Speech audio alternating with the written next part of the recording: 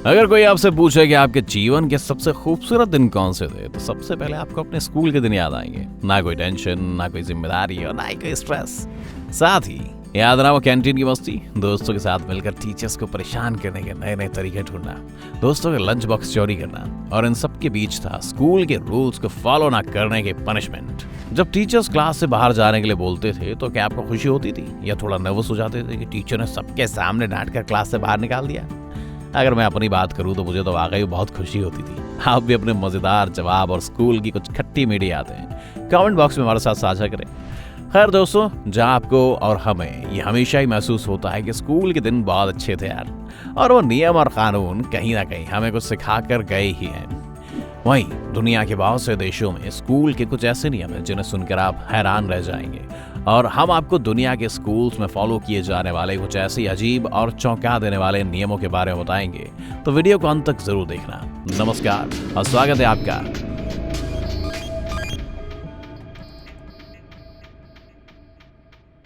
Washroom जाने पर सख्ती। दोस्तों, अमेरिका के शिकागो में एवरग्रीन पार्क हाई स्कूल में कुछ अजीब सा नियम है।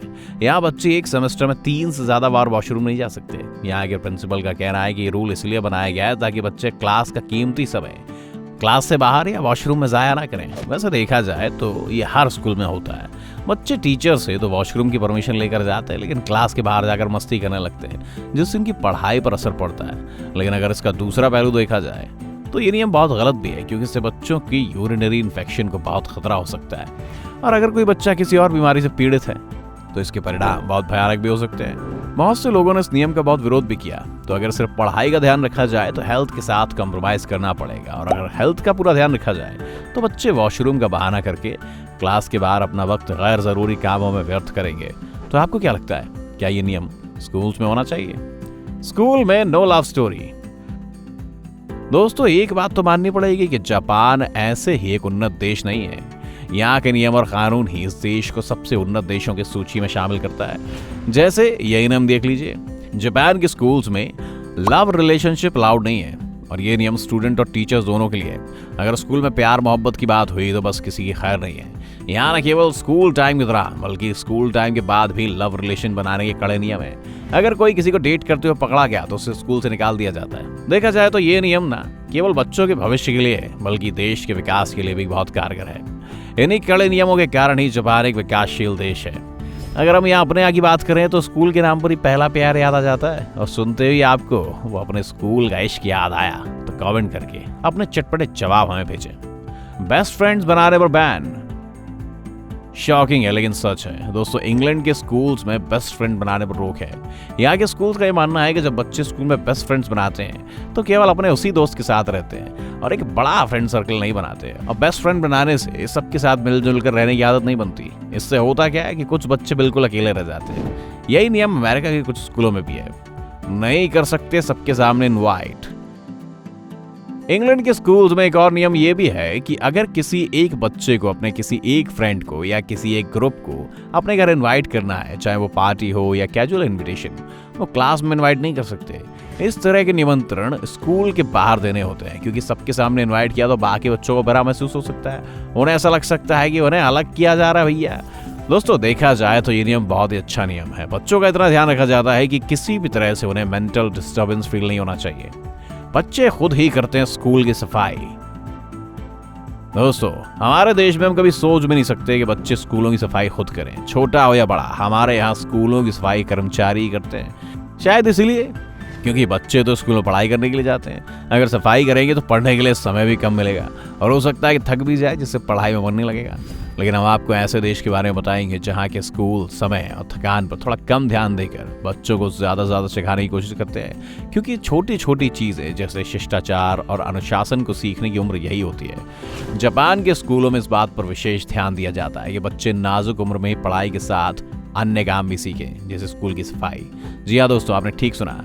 जापान के स्कूलों में सफाई कर्मचारी नहीं बल्कि बच्चे खुद ही स्कूलों की सफाई करते हैं। ये वहाँ के स्कूलों का नियम है। देखा जाए तो ये नियम बहुत अच्छा है।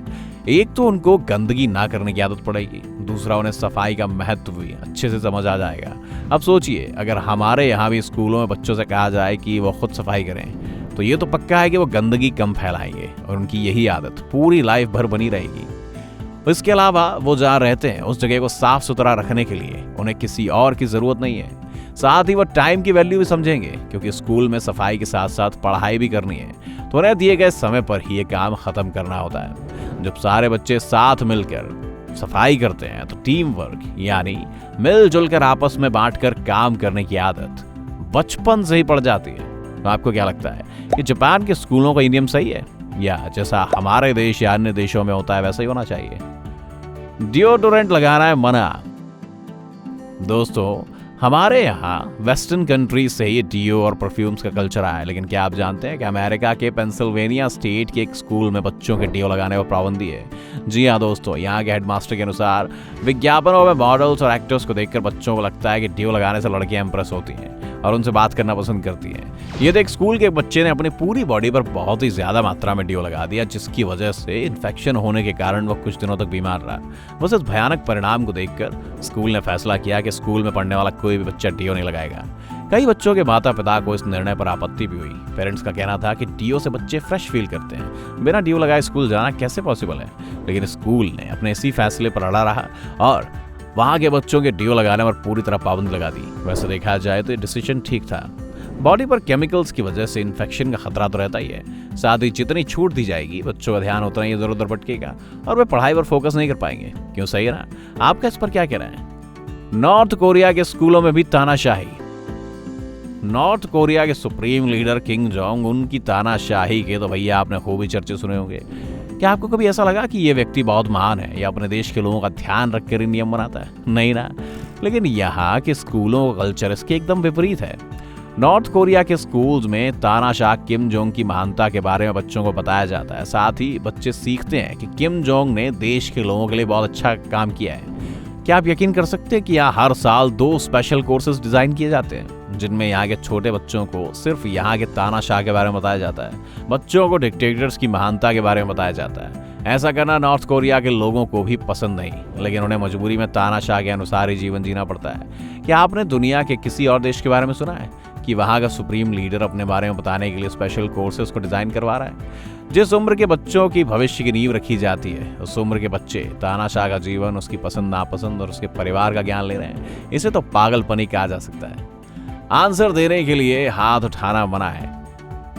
दोस्तों, आपको याद है जब स्कूल में टीचर क्वेश्चन पूछते थे तो आंसर पता होने पर हम फटाक से हाथ उठा देते थे और चाहते थे कि टीचर जवाब देने के लिए हमें ही चुने। कुछ अलग तरीके का एक्साइटमेंट था इसमें। लेकिन क्या आप जानते हैं कि इंग्लैंड की द सैमवर्थ चर्च एकेडमी स्कूल में जवाब पता होने पर हाथ उठाने पर पाबंदी है। टीचर्स का कहना है कि तरीका बहुत पुराना हो चुका है और इतना कारगर भी नहीं, क्योंकि टीचर्स जब भी क्लास में कोई प्रश्न पूछते हैं तो देखा गया है कि क्लास के गिने चुने बच्चे हमेशा हाथ उठाते थे, जिससे बाकी बच्चे स्टूडेंट्स की ग्रोथ पर असर पड़ता है। ये तरीका इन बच्चों की पढ़ाई करने के लिए एनकरेज नहीं करता। वे हमेशा यही सोचकर क्लास में आएंगे कि उनसे कोई प्रश्न नहीं किया जाएगा। इसलिए यह नियम बनाया गया कि टीचर्स खुद ही किसी भी बच्चे से क्वेश्चन कर सकते हैं। लेकिन दोस्तों, मजे की बात यह है कि स्कूल के लोगों में 2 बच्चे अपना हाथ ऊपर उठाए हुए हैं। हमारे हिसाब से तो स्कूल को लोगो भी बदलना चाहिए, क्योंकि ये इस नियम का एकदम विरुद्ध है। खैर, कुछ पेरेंट्स और टीचर्स ने इस नियम का विरोध भी किया, क्योंकि इससे अगर स्टूडेंट्स को आंसर नहीं पता है तो वो घबरा सकता है या निराश हो सकता है, जिससे उसके मानसिक स्वास्थ्य पर प्रभाव पड़ेगा। साथ ही जिस प्रश्न का उत्तर बच्चे को आता होगा वो उसका जवाब नहीं दे पाएगा, क्योंकि हाथ उठाने पर पाबंदी है। इससे बच्चों के आत्मविश्वास में कमी आ सकती है। ये विशेष रूप से उन बच्चों के लिए ठीक नहीं है जो शर्मीले हैं या ज्यादा बोल नहीं पाते, चाहे वो पढ़ाई में कितने भी अच्छे क्यों ना हो।